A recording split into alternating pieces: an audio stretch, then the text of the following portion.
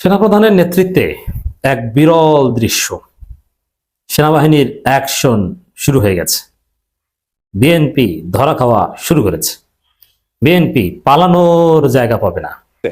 নিজের দলের কর্মীদের মিটিং এ আয় না, শীর্ষ নেতাদের উপস্থিতিতে সামলাইতে পারে না যেই দল, সেই দল দেশের স্থিতিশীলতা আনবে।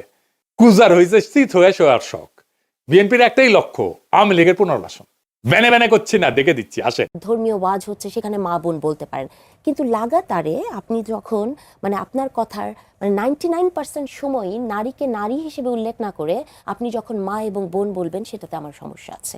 আদর্শিক এক ধরনের দ্বন্দ্ব বা নারীকে নিয়ে ভীতি তাদের সব সময় আছে। 5ই আগস্টের ভয় দেখায় আর লাভ নেই। আসলে হাসনাত আব্দুল্লাহ বলতেছেন যে প্রশাসন মানুষের বিরুদ্ধে গেলে আবার 5ই আগস্ট নেমে আসবে। জিজ্ঞেস করা হয়েছে জামাতের আমিরকে যে আপনারা তো নারী আমির বানাবেন কিনা, পরিষ্কার বলে দিচ্ছে যে আমরা নারী আমির বানাবো না, আমরা নারী আমির প্রেফার করি না, এটা বলেছে উনি। এখন যদি বলেন ওনার বক্তব্য হলো আমি কোরআনের আইন যদি চলে সেই মোতাবেক আমরা করব না, প্রশ্ন হচ্ছে এটা আমি অপছন্দ করি মনে করেন। কিন্তু নারী প্রধান একটি পার্টির সঙ্গে তো তারা কোয়ালিশনে গেছেন এবং সেটা নতুন একটা নিউজ আপনাকে স্বাগত। প্রিয় দর্শক, বাংলাদেশের যে বর্তমান রাজনৈতিক প্রেক্ষাপট এবং যে পরিস্থিতির সৃষ্টি হয়েছে তারই আলোকে আপনাদের সামনে বেশ কয়েকটা গুরুত্বপূর্ণ ভিডিও নিয়ে হাজির হয়েছি, যার কিছুটা অংশবিশেষ ইতিমধ্যেই ভিডিওর শুরুতেই দেখেছেন। তো দর্শক, ভিডিওর শুরুটা দেখে কিন্তু বুঝতে পেরেছেন যে আজকে নিউজটা ঠিক কতটা গুরুত্বপূর্ণ এবং ঠিক কোন বিষয়টাকে ইঙ্গিত করছে। তাই বলবো যারা ভিডিওটি অন করেছেন না টেনে সম্পূর্ণ নিউজটি মনোযোগ সহকারে দেখতে থাকুন। জিজ্ঞেস করা হয়েছে জামাতের আমিরকে যে আপনারা তো নারী আমির বানাবেন কিনা, পরিষ্কার বলে দিচ্ছে যে আমরা নারী আমির বানাবো না, আমরা নারী আমির প্রেফার করি না, এটা বলেছে উনি। এখন যদি বলেন ওনার বক্তব্য হলো আমি কোরআনের আইন যদি চলে সেই মোতাবেক আমরা করব না, প্রশ্ন হচ্ছে এটা আমি অপছন্দ করি মনে করেন। কিন্তু নারী প্রধান একটি পার্টির সঙ্গে তো তারা কোয়ালিশনে গেছেন এবং সেটি তারা কেন গেছেন সেটির ব্যাখ্যা তো উনি পরিষ্কার করে দেন। ভালো প্রশ্ন করছেন আপনি। যদি বলেন নারী নেতৃত্ব তার দল থেকে তারা আমির বানাবে না আর নারী নেতৃত্ব সমর্থন করে না, আবার বলছেন যে তারা নির্বাচনে গেছে 2001 সালে নারী নেতৃত্ব মেনে তারপরে কোয়ালিশনে গেছেন, ফাইন। আচ্ছা, মুক্তিযুদ্ধের চেতনার পক্ষের শক্তিকে রেকর্ডেড আমাদের কাছে আওয়ামী লীগ, মানে মুক্তিযুদ্ধের চেতনার ব্যবসা 15 বছর টানা করছেন, যে মুক্তিযুদ্ধের পক্ষে শক্তি বলতেই তারা। 2001 সালে যখন নির্বাচন হয়, নির্বাচনের আগে ক্ষমতায় ছিল কে, আপনার শেখ হাসিনা, মানে আওয়ামী লীগ। 2001-এ যখন জোট হয় জামাতের সাথে, জামাত একটা স্বাধীনতা বিরোধী শক্তি, সেই স্বাধীনতা বিরোধী শক্তির সাথে বিএনপি মিলে একটা জোট করলো। জোট করলে নারীতে তো মেনে নিছেই, ওই সময় রাজনীতির সাথে মেনে নিছে, আর তার আদর্শের সাথে মেলে না, কিন্তু বিএনপিও তো স্বাধীনতা বিরোধী শক্তিটার সাথে নিয়ে মুক্তিযুদ্ধের পক্ষের শক্তি শেখ হাসিনাকে ডিফিট দিল। এটা কোন থিওরি? এই জামাত বিরোধী শক্তি, স্বাধীনতা বিরোধী শক্তি, তার সাথে বিএনপি জোট বানাইয়া স্বাধীনতার পক্ষের শক্তি আওয়ামী লীগকে পরাজিত করলো, আবার তাকে মন্ত্রী বানাইলো, আবার এখন আপনি স্ট্যান্ড নিতেছেন। আপনার বক্তব্য পরিষ্কার, আপনি বলেছেন জামায়াতের আমিরের বক্তব্য এই বিষয়ে পরিষ্কার। আমি সেজন্যই বললাম যে এই বিষয়টি পরিষ্কার না, আমি পরিষ্কার করে দিচ্ছি। তার মানে রাজনীতি আদর্শ বলতে কিছু নাই কোনো দলের। আমি যদি বলি জামাত, তারও আদর্শ নাই। কারণ এখন যদি বলেন জামাত ইচ্ছা করলে কি জোট করতে পারে, যদি জামাতকে অ্যালাউ না করে, কারণ জামাত ছোট দল, কিন্তু তাকে অ্যালাউ করছে কেন? রাজনীতির স্বার্থে। সুতরাং এই রাজনীতির স্বার্থে স্বাধীনতার পক্ষ এটা একটা ন্যারেটিভ, অকেজো, মিথ্যা, প্রতারণার শামিল। তা না হলে আপনি এরশাদ বিরোধী যখন আন্দোলন হয় তখন জামাতের সাথে জামাত, আওয়ামী লীগ, বিএনপি 3 দলে মিলে আন্দোলন করছে। তার মানে স্বাধীনতার বিপক্ষে শক্তিকে কখনো কখনো ঘ্রাণ পান, কখনো কখনো গন্ধ পান, এগুলি চলবে না, এই সমস্ত ন্যারেটিভ বাদ দিতে হবে। এইবার আসেন নারী নেতৃত্ব, সে পরিষ্কার বলছে। আপনি যদি যারা জামাতের মহিলা কর্মী আছে না, তারা ভোট দিচ্ছে না, তার সাথে আছে না, তারা তো এটা মেনে নিছে। যারা মেনে তার সাথে যাবে, না গেলে না যাবে। আমি আমার স্ট্যান্ড ক্লিয়ার করলাম, সকাল বিকাল চেঞ্জ করতেছি না। আর আমরা তো কতক্ষণ স্বাধীনতার পক্ষের শক্তি, কতক্ষণ রাজাকার সাথে নিয়ে আন্দোলন করে স্বাধীন, কাজে এগুলা পরিষ্কার। জামাত ওই দিক থেকে ক্লিয়ার। নারীদের ভোট নিতে যখন তাদের সমস্যা নাই, তাহলে 300 আসনের একটিতেও নারী প্রার্থী দিতে তাহলে জামাতের কি সমস্যা হতে পারে? যদি আপনি বলেন কেন দিল না, এটার উত্তর কি আমি দিতে পারবো? এটা উত্তর আমি দিতে পারবো, আপনি বলেন। তারপরে যদি বলি তাদের ইচ্ছা, এই ইচ্ছা মাইনে যদি কেউ থাকে তার সাথে থাকবে, না থাকলে না থাকবে। স্ট্যান্ডটা তো ক্লিয়ার, কোনো ধোকাবাজি তো নাই। আপনি বিএনপিতে তো 15 জন নারীর দেওয়ার কথা, তাও তো হয় নাই। 5% যদি হিসাব করেন, হয় নাই, তাদের ব্যাপার। এবং এইটা মেনে যারা থাকবে থাকবে, না থাকলে না থাকবে। আমরা রুমিন ফারহানারে মনে করছি তার মতো মহিলা নমিনেশন পেতে পায় নাই, সে স্বতন্ত্র করতেছে, দেয় নাই তো কি ইচ্ছা, দলের ইচ্ছা। এবং দলের লিডারশিপ মানলে মানবা, না মানলে না মানবো, পরিষ্কার। তো এগুলা নিয়ে তো বিতর্কে কিছু নাই। আমরা এগুলো নিয়ে দৌড় ধরে বলবো না, আমরা ভোটের মাঠে দেখব। ভোট দেন, আপনি জামাতরে অপছন্দ করেন, আমি ভোট দিব না। তো আমি জামাতের রাজনীতি লাইক করি না, আমি এখন আলোচনার খাতির করি, আমি লাইক করি না। এখন আমার যদি প্রশ্ন করা হয় লাইক করে না, তো কোন আমি আর্গুমেন্ট করতেছি। সেনাপ্রধানের নেতৃত্বে এক বিরল দৃশ্য, সেনাবাহিনীর অ্যাকশন শুরু হয়ে গেছে। বিএনপি ধরা খাওয়া শুরু করেছে। বিএনপি পালানোর জায়গা পাবে না। নির্বাচনের আগেই বিএনপির মুখ উন্মোচিত হচ্ছে। বিএনপি যে সন্ত্রাস, বিএনপি যে অস্ত্রবাজ, বিএনপি যে অস্ত্র দিয়ে ভোট ডাকাতি করতে চায়, অস্ত্রের ভয় দেখিয়ে জনগণকে নিবৃত্ত করতে চায়, জাতির সামনে স্পষ্ট হচ্ছে। বিএনপি সন্ত্রাসীদের সেনাবাহিনী গ্রেপ্তার করা শুরু করেছে, যৌথ বাহিনীর অভিযান চলছে দেশের বিভিন্ন জায়গায়।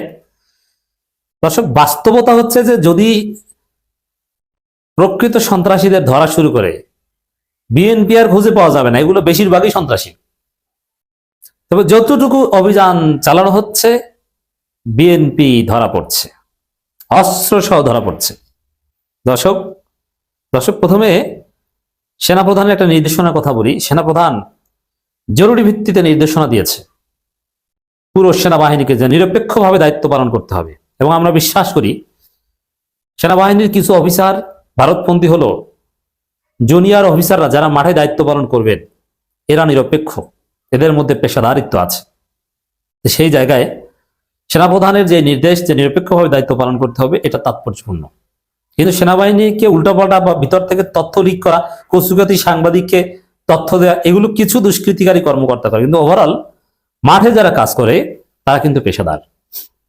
দর্শক, আমরা এই নির্দেশনা দিয়েছেন। আমরা এছাড়া দেখতে পাচ্ছি যে আসন্ন ত্রয়োদশ জাতীয় সংসদ নির্বাচন ও গণভোট 2026 উপলক্ষে জাতীয় স্টেডিয়াম গুলিস্তানে অবস্থিত সেনা ক্যাম্প পরিদর্শন ও মোতায়েনকৃত সেনা সদস্যদের কার্যক্রম সরজমিনে পর্যবেক্ষণ ও প্রয়োজনীয় দিক নির্দেশনা প্রদান করেন সেনাবাহিনী প্রধান জেনারেল ওয়াকারুজ্জামান যে বক্তব্য দিয়েছেন, অসাধারণ বক্তব্য। এবং স্টেডিয়ামে সেনাবাহিনীদের সুশৃঙ্খল যে মহড়া, তারা যে দাঁড়িয়ে দাঁড়িয়ে তার বক্তব্য শুনেছে, এটা পুরো জাতিকে আশাবাদী করে যে এই বাহিনী, 1 লক্ষ বাহিনী যদি মাঠে থাকে, তাহলে বাংলাদেশ তার সেই কাঙ্ক্ষিত নির্বাচন, শতাব্দীর শ্রেষ্ঠ নির্বাচন ইউনূসের ভাষায়, সেটা পাবে।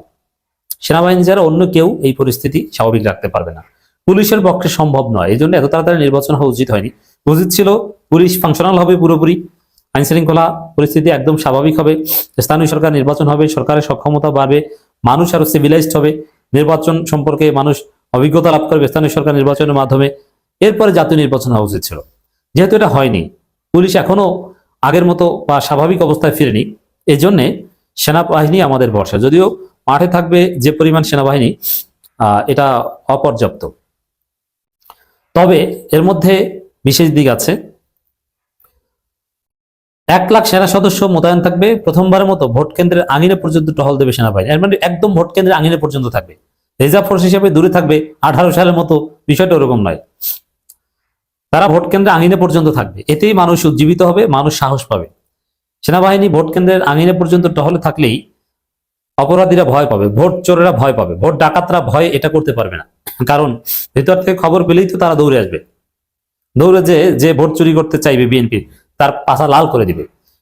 একটা বিষয় স্পষ্ট মনে রাখবেন যে বিএনপি ছাড়া কেউ ভোট চুরি করতে চাইবে না। একমাত্র বিএনপি সম্ভাব্য ভোট চোর, ভোট ডাকাত। অন্য কারণে কোনো টেনশন বা উদ্বেগের কারণ নেই। দর্শক, আসন্ন জাতীয় সংসদ নির্বাচন সুষ্ঠু ও নির্বিঘ্ন পরিবেশ নিশ্চিত করতে 1 লাখ সেনা সদস্য মোতায়েন করা হয়েছে, এটা সেনা সদর জানিয়েছে। আগে নির্বাচনে যেখানে সর্বোচ্চ 40-42 হাজার সদস্য স্ট্রাইকিং ফোর্স হিসাবে, স্ট্রাইকিং ফোর্স কিন্তু সাধারণত দূরবর্তী এলাকায় অবস্থান করতেন, কিন্তু এবার this is first time vote কেন্দ্রে আঙিনে পর্যন্ত টহলের অনুমতি তারা পেয়েছেন। এটা এক্সেপশনাল। এই জন্যই আমরা বলি যে এবারের নির্বাচন আশা করি যে শতাব্দীর শ্রেষ্ঠ নির্বাচন হবে। তবে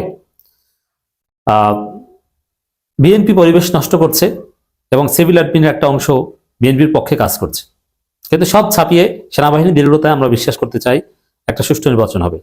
এবং সেনাবাহিনী যে নিরপেক্ষ, সেনাবাহিনী যে আসলে ওভারঅল পক্ষপাত করে না, এটা প্রমাণ এই আলোচনায় আমি দেখাবো। ভোটারদের নিরাপদে কেন্দ্রে যাতায়াত ও আস্থা ফিরিয়ে আনতেই বাড়তি এই মোতায়েন জোরদার করা হয়েছে, যা 20 জানুয়ারি পর্যন্ত কার্যকর হয়েছে। এখানে মূলত 1 লাখ যথেষ্ট নয়, সবচেয়ে পারফেক্ট হতো প্রত্যেক কেন্দ্রে যদি 5 জন করে সেনাবাহিনী দেওয়া যেত, যেটা জামাতের দাবি ছিল। এনসিপিরও এরকম দাবি ছিল, তাহলে সম্ভব ছিল। রাজধানী গুলিস্তানে roller skating complex in aid to civil পাওয়ারের আওতায় নিয়োজিত সেনাবাহিনীর কার্যক্রম সম্পর্কিত বিষয়ে আয়োজিত এক সংবাদ সম্মেলনে এই তথ্য জানান সেনা সদস্য সামরিক অপারেশনস অধিদপ্তরের পরিচালক ব্রিগেডিয়ার জেনারেল দেওয়ান মোহাম্মদ মঞ্জুরুল হোসেন। এবার নির্বাচনে কেন বাড়তি সেনা সদস্য মোতায়েন, এমন প্রশ্নের জবাবে ব্রিগেডিয়ার জেনারেল দেওয়ান মঞ্জুর বলেন, আগের নির্বাচনগুলোতে আমরা সর্বোচ্চ 40-42 হাজার সদস্য মোতায়েন করেছি। এখন প্রশ্ন হচ্ছে এবার 1 লাখ সদস্য কেন মোতায়েন করেছে। অন্যান্য নির্বাচন থেকে এবার নির্বাচন আমাদের সদস্য মোতায়েন পার্থক্য হচ্ছে এবার ভোট কেন্দ্রের আঙিনা পর্যন্ত অনুমতি দেওয়া হয়েছে, আগের নির্বাচনগুলোতে এই অনুমতি ছিল না। আগের নির্বাচনগুলোতে আমরা স্ট্রাইকিং ফোর্স হিসেবে দূরবর্তী জায়গায় অবস্থান করেছি। এবার সাধারণ ভোটাররা যেন নির্বিঘ্নে ভোট কেন্দ্রে যেতে পারেন সেটা মাথায় রেখে সেনাবাহিনী প্রধান ন্যূনতম প্রয়োজনীয় সেনা সদস্য রেখে বাকি সব সেনা সদস্যকে নিয়োগ করেছে সুষ্ঠু ইলেকশনের জন্য। এখানে আরো আমরা আরো বেশি চাই, প্রত্যেক কেন্দ্রে 5 জন হলে ভালো হতো, সেনাবাহিনীর জনবলও বাড়ানো দরকার।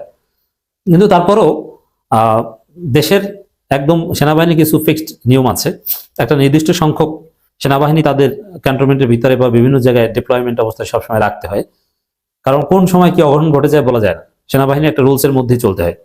তিনি বলেন যে কারণে আমরা চেষ্টা করছি আমাদের যে প্রয়োজনীয় যানবাহন অপ্রতুল আমরা অসামরিক প্রশাসনের কাছে সাহায্য চেয়েছি যেন তারা রিকুইজিশন করে আমাদের গাড়ি দেয়, সেটাও এখনো দিতে পারছে না। তার ওভারঅল ত্রুটি বিচ্যুতি আছে, আমরা গাড়ি হায়ার করে হলে সেনা সদস্যরা যাতে টহল দিতে পারে সেই ব্যবস্থা করা হচ্ছে। সেনা সদস্যরা প্রস্তুত এটার জন্য অক্লান্ত পরিশ্রম করছেন, দিন রাত টহল পরিচালনা করছেন শুধু ভোটারদের আস্থার জায়গাটা ফিরে আনার জন্য। এগুলো সব সুখবর, এগুলো বিএনপির জন্য কান্নার খবর, কারণ বিএনপি চায় ভোট চুরি করতে। দর্শক এবার আসেন, সেনাবাহিনীর অ্যাকশন কিন্তু শুরু হয়ে গেছে। বিএনপি নেতার ব্রিকসফিল্ড থেকে ব্রিকফিল্ডে অস্ত্রের কারখানা, ম্যানেজার সহ আটক 2। এর মানে বিএনপি শুধু অস্ত্র রাখে তা না, অস্ত্রের কারখানা আছে বিএনপির। তারা বাংলাদেশে প্রায় 232 জন নিজেরা নিজেদেরকে হত্যা করেছে অস্ত্র ছাড়া। অতএব বিএনপি একটা সন্ত্রাসী সংগঠন। নিজের দলের কর্মীদের মিটিং এ আইনা শীর্ষ নেতাদের উপস্থিতিতে সামলাইতে পারে না যেই দল, সেই দল দেশে স্থিতিশীলতা আনবে। কুজার হয়েছে স্থিত হয়ে শোয়ার শখ। বিএনপির একটাই লক্ষ্য, আওয়ামী লীগের পুনর্বাসন।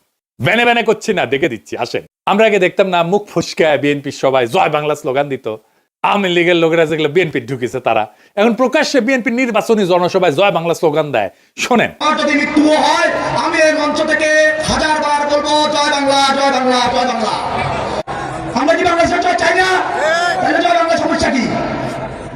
জয় বাংলা কি কারো ব্যক্তিগত কোনো ধরনের স্লোগান? জয় বাংলা সবার। যখন বাংলাদেশে ক্রিকেট খেলা হয় আমরা কি বাংলাদেশের জয় চাই না? আজকের এই মঞ্চ থেকে আমার যদি মৃত্যু হয় আমি এই মঞ্চ থেকে 1000 বার বলবো জয় বাংলা, জয় বাংলা, জয় বাংলা। মৃত্যু হইলেও নাকি কইবে জয় বাংলা। জয় বাংলা নাকি সবার স্লোগান। তো মাদারবোর্ড তুই কত স্লোগান, সবার স্লোগান কেন কস? এরপরে মির্জা ফখরুল কয় আওয়ামী লীগ থাকলে নাকি গণতান্ত্রিক পরিবেশ থাকতো। খুব কষ্ট আসে মির্জা ফখরুল। গণতান্ত্রিক পরিবেশ মানে কি জানেন? আগে শুনেন। এরা নৌকাটা নাই, নৌকার যিনি কান্ডারি আমাদের সাবেক প্রধানমন্ত্রী হাসিনা, উনি আপনাদেরকে ফেলে ভারতে চলে গেছে, দিল্লি থেকে বসে আছে, আর আমাদেরকে বিপদে ফেলে দিয়ে গেছে, তাই না? থাকলে অন্তত একটা গণতান্ত্রিক অবস্থা চলতো, তাই তো? শুনেছেন মির্জা ফখরুলের গণতন্ত্র, আওয়ামী লীগ ছাড়া গণতন্ত্র পূর্ণ হচ্ছে না মির্জা ফখরুলের। এই গণতন্ত্র মানে কি জানেন? সে পুরনো সিস্টেম, পুরনো লুটপাট, পুরনো গুন্ডামি, পুরনো ধান্দাবাজি, পুরনো ইতরামি, পুরনো বড় লোকদের শাসন, পুরনো দরিদ্র শোষণ। এটাই পুরনো বন্দোবস্ত। এটা রিকশাওয়ালা চাচা খুব ভালোভাবে বুঝিছে, শুনেন তার কাছে। আওয়ামী লীগের থেকে বিএনপি 3 গুণ আগায়া এই দেশটারে আরো নষ্ট করে আলাইছে শেখ হাসিনা যাওয়ার পরে। যেরকম আওয়ামী লীগের মানুষের নৌকা ভাড়া গুদারা গাড়ি নিত 80 টাকা, বিএনপির পোলাবেন না এখন 100 টাকা। তো নির্বাচন এলে তো নিব 150 টাকা। গুদারাটা পার হয় হ্যাঁ প্রতিদিন টাকা দেওয়া লাগে। তো যেরকম আমি এই রিক্সাটা পাইতাছি, আওয়ামী লীগের টাইমে দিচ্ছি 80 টাকা, এখন আওয়ামী লীগ চলে গেছে, এখন বিএনপির আমলে দেওয়া লাগে আমার 100 টাকা। তার ক্ষমতা এলে দেওয়া লাগবে 150 টাকা। দেশ তো এই দুইজনেই চালায়, আওয়ামী লীগে চালায় আর বিএনপি, এই দুইজনেই মারুক কাটুক জ্বালাক পুরাক এই দেশের মানুষ এরা এই দুইজনে চায়। হয়তো এই 10 বছর চালাই গেছে, এরা আবার 10 বছর সুযোগ দিব। এই শুনেছেন দেশ যে দুইজনে চালায় আওয়ামী লীগ আর বিএনপি। রিকশাওয়ালা ঠিকই বুঝেছে তার মেধা দিয়া। তাই দেখেন কিভাবে আওয়ামী লীগের সন্ত্রাসীদের আশ্রয় আর নিরাপত্তা দিতেছে বিএনপি। আওয়ামী লীগ যেন তুহিন সাহেবের কোলেই নিরাপদ। নীলফামারীর আওয়ামী লীগ সন্ত্রাসীদের দায়িত্ব নিছেন বিএনপি মনোনীত প্রার্থী নীলফামারী সদর 2। আওয়ামী লীগের চিহ্নিত সন্ত্রাসী জুলাই হত্যা মামলার অন্যতম আসামি কাশেমকে নিশ্চিন্তে থাকতে বলতেছেন তুহিন সাহেব। তিনি নাকি নীলফামারীর চিহ্নিত সন্ত্রাসীদের মামলার বিষয়টা দেখতেছে এবং আওয়ামী লীগের ঊর্ধ্বতন নেতৃত্বের সাথে নাকি তাদের কথা হইতেছে। ব্যানে ব্যানে করছি না, শুনেন। কেমন আছেন কাসেম সাহেব? জি ভালো আছেন, দোয়া করেন। আলহামদুলিল্লাহ। আমাদের জন্য ওয়ার করতেছে ভাই। আলহামদুলিল্লাহ, ধন্যবাদ। তো আওয়ামী লীগ আমাদের ওয়ার করতেছে। লোকরা তিনি ভোট করছিলেন। করছিলেন। আমরা তো ভাই 8টা মামলা মগন জেলখাটি বাইর হয়ে আসলাম। মগন ছবি থাক। তারপরও প্রশাসনের একটা চাপ দেখতেছি, আমি সেটা একটু দেখেন। আমি দেখতেছি, আপনি যেহেতু আসছেন এখানে আমাদের জন্য খুব ভালো হচ্ছে, ভালো চিন্তা করেন না। এটা তো এখন 1 মাসের ব্যাপার, আমি কথা বলতেছি। তারপর সব ব্যাপারেই দেখতেছি, আমি কথা হচ্ছে আপনাদের নেতাদের সঙ্গে। দোয়া করেন, আপনারা নির্বিঘ্নে থাকেন, নিশ্চিন্তে থাকেন, কোনো অসুবিধা নেই। কিছু হইলে আমরা টেক কেয়ার করবো। শুনলেন তো। তারপরে বিএনপির নেতা ওই যে আসাদ আসিফ নজরুল তারে অ্যাটর্নি জেনারেল বানিয়েছিল, সে কি কয় দেখেন কেমনে সে আওয়ামী লীগকে বাঁচাইছে, নিজের মুখে করছে, শুনেন। আওয়ামী লীগকে যখন 24 পরে আগস্টের পরে নিষিদ্ধ ঘোষণা করার জন্য জামাত ইসলামের পক্ষ থেকে রিট পিটিশন দায়ের করেছিলেন, আওয়ামী লীগকে সারা জীবনের জন্য হাইকোর্ট যাতে নিষিদ্ধ করে। আমি অ্যাটর্নি জেনারেল ছিলাম, আমি দাঁড়িয়ে বলেছিলাম যে পিটিশন নিয়েছেন, যারা পিটিশন নিয়ে এসছেন তাদের অধিকার নাই একটা আদর্শকে হত্যা করা। আওয়ামী লীগে যেমন খুনি আছে, আওয়ামী লীগে অনেক আদর্শিক সৈনিকও আছে। সেদিন আমি সেটা আওয়ামী লীগের রেজিস্ট্রেশন বাতিল করার জন্য হাইকোর্টে বাধা দিয়েছিলাম। শুনিছেন তো? এখন কইতে পারেন তো বিএনপি তো ভালোই করবি, নির্বাচনে এত লোক আসছে তারেক রহমানের জনসভায়। আবার দেখেন নিজেদের দলের লোকেরা নিজেদের দলের উপরে কেমনে ছাপে পড়ে। কুমিল্লা 4 আসনের মঞ্জুরুল হাসান মুন্সির ছেলে রিজভী কেমনে প্রতিপক্ষকে ফাঁসাইতে কইতেছে, শোনেন, কোপাইতে হবে। আইনি সহযোগিতা আর্মিতে পুলিশে মামলা করো, খালি এমনি এমনি মামলা করলে ওরা 326 লাগবে।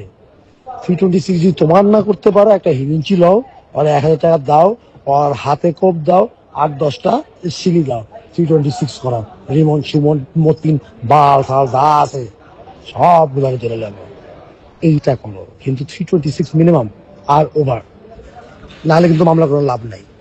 চট্টগ্রামের রাউজানে বিএনপি কর্মী বাড়ি থেকে বিপুল পরিমাণে অস্ত্র। দর্শক, সম্পূর্ণ ভিডিওটি দেখলেন, আশা করি বিষয়টি বুঝতে পেরেছেন।